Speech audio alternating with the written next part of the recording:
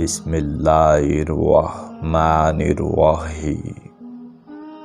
اللہ کے پاک نام سے شروع جو بڑا مہربان نہایت رحم والا ہے۔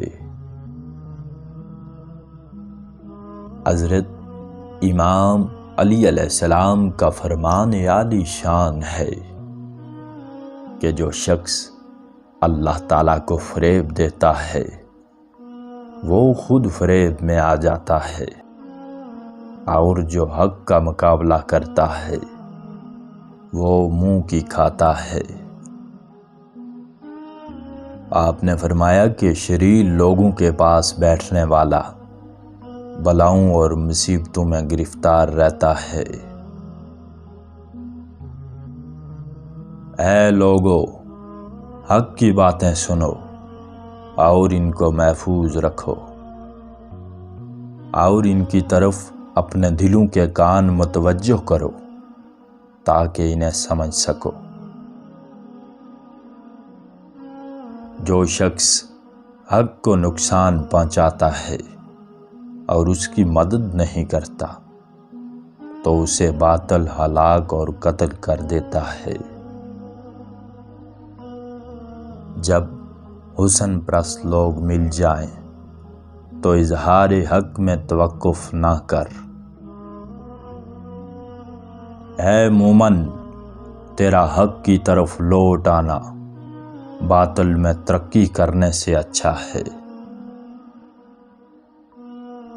جو شخص ایسے شخص کے حق کو ادا کرتا ہے جو اس کا حق ادا نہیں کرتا، وہ اس کو اپنا غلام بنا لیتا ہے۔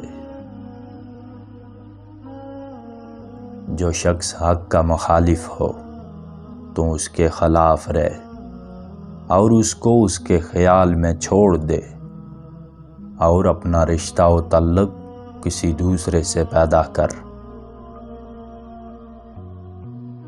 جو شخص حق سے آگے بڑھتا ہے اس پر سب راہیں تنگ ہو جاتی ہیں۔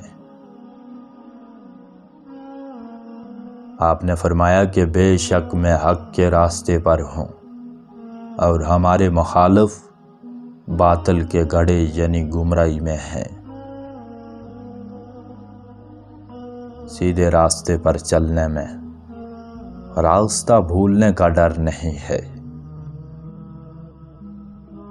حق اور باطل دونوں اکٹھے نہیں ہوتے، اور سختی اور نرمی دونوں یکجا نہیں ہوتے۔ آدمی کی برائی ان دو چیزوں سے معلوم ہو جاتی ہے: کثرت حرص اور شدت طمع۔ جو کوئی حرص کا لباس پہنتا ہے وہ ہمیشہ محتاج رہتا ہے۔ حریص ہمیشہ ایسی ذلت میں گرفتار رہتا ہے کہ کبھی اس سے چھٹکارا نہیں پاتا۔